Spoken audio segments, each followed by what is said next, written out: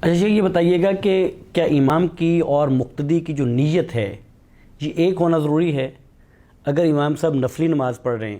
اور ایک شخص آتا ہے، اس کو یوں سمجھیں کہ امام صاحب تراویح کی نماز پڑھا رہے ہیں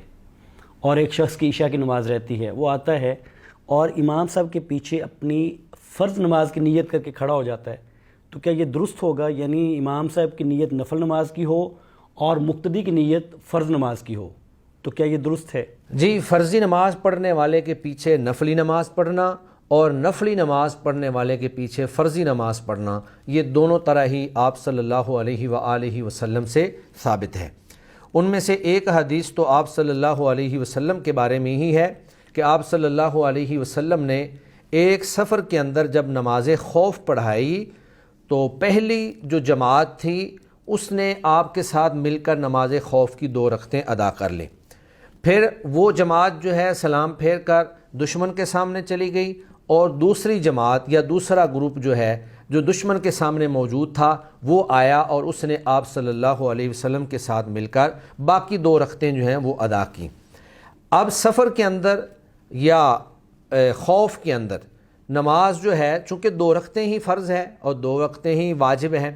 تو اللہ کے نبی صلی اللہ علیہ وآلہ وسلم نے جو پہلی 2 رکعتیں پڑھائی تھیں وہ آپ کی بھی فرض تھی اور پیچھے مقتدیوں کی بھی فرض تھی، لیکن جو آپ نے دوسری 2 رکعتیں پڑھائی ہیں وہ آپ صلی اللہ علیہ وسلم کے لیے تو نفل تھی، لیکن جو پیچھے صحابہ اکرام کا گروپ نماز پڑھ رہا تھا ان کے لیے وہ فرض کی حیثیت رکھتی تھی۔ تو اس حدیث سے یہ بات معلوم ہوتی ہے کہ اگر کوئی شخص نفلی نماز پڑھ رہا ہو تو آپ اس کے پیچھے اپنی فرضی نماز پڑھ سکتے ہیں۔ جیسے عام طور رمضان المبارک میں تراویح ہو رہی ہوتی ہے، بہت سارے مقتدی ایسے ہوتے ہیں کہ وہ لیٹ آتے ہیں، فرض نماز میں شامل نہیں ہو پاتے، تو پھر وہ مقتدی جو ہیں اگر وہ نماز تراویح میں امام کے ساتھ شامل ہو جائیں تو 2 رکعتیں جو ہیں وہ امام کے ساتھ پڑھ لیں عشاء کی نماز، اور باقی 2 رکعتیں جو ہیں وہ کھڑے ہو کر پڑھ لیں، تو انشاءاللہ ان کی یہ نماز درست ہے اور ان کی نماز جو ہے اللہ کے نبی کے طریقے کے مطابق ہے۔ یہ تو صورت تھی نفلی نماز کے پیچھے فرضی نماز کی۔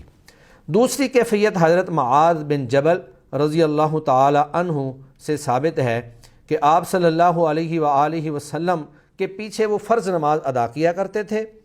پھر وہ اپنے محلے میں چلے جاتے اور وہاں پہ جا کر عشاء کی نماز پڑھاتے۔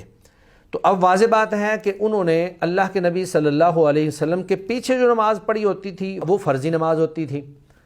اور جو وہ وہاں پہ جا کر اپنے محلے کے اندر یا اپنی قوم کے اندر جا کر وہاں پہ نماز پڑھاتے تھے وہ نماز جو ہے وہ ان کی نفلی نماز ہوتی تھی۔ یہاں وہ فرض پڑھ کے جاتے تھے، اللہ کے نبی کی فرضی نماز کے پیچھے فرض، اور اپنی قوم کے اندر اپنے محلے کے اندر جا کر واضح بات ہے کہ جب وہ دوبارہ عشاء کی نماز پڑھا رہے ہیں تو یہ پھر ان کے لیے نفل کی حیثیت رکھتی ہے، یہ ان کے لیے فرض کی حیثیت نہیں رکھتی ہے۔ تو اس سے بھی یہ بات ثابت ہوتی ہے کہ اگر امام جو ہے وہ نفلی نماز پڑھا رہا ہو تو مقتدی جو ہے وہ اس کے پیچھے فرضی نماز ادا کر سکتا ہے۔ اسی طرح اگر امام جو ہے وہ فرضی نماز پڑھ رہا ہے تو مقتدی جو ہے وہ اس کے پیچھے نفلی نماز بھی پڑھ سکتا ہے، جس طرح کہ رسول اللہ صلی اللہ علیہ وسلم نے فرمایا کہ اگر تم میں سے کوئی شخص اپنی نماز پڑھ لے پھر وہ مسجد میں آئے اور وہ دیکھے کہ وہاں پر جماعت ہو رہی ہے تو وہ دوبارہ سے اس جماعت کے ساتھ شامل ہو جائے۔ اب واضح بات ہے کہ یہ بندہ اپنی فرض نماز تو ادا کر چکا ہے، لیکن مسجد میں جب وہ آیا ہے تو مسجد میں آ کر اس لیے وہ دوسروں کے ساتھ شامل ہو گیا تاکہ کوئی یہ نہ سمجھے کہ شاید یہ بے نماز ہے، یہ نماز نہیں پڑھ رہا، اور یہ نماز اس کی نفلی نماز ہوگی، جبکہ امام اور باقی مقتدی سارے جو ہیں وہ فرضی نماز ادا کر رہے ہوں گے اور یہ شخص جو ہے یہ نفلی نماز جو ہے ان کے پیچھے ادا کر رہا ہوگا۔ تو ان تمام روایات سے یہ اصول ہمیں معلوم ہوتا ہے، یہ بات ثابت ہوتی ہے کہ فرضی نماز پڑھنے والے امام کے پیچھے نفلی نماز پڑھنا یا نفلی نماز پڑھنے والے امام کے پیچھے فرضی نماز پڑھنا یہ دونوں طرح ہی درست ہے، اور یہ آپ صلی اللہ علیہ وسلم کی سنت مبارکہ سے ثابت ہے۔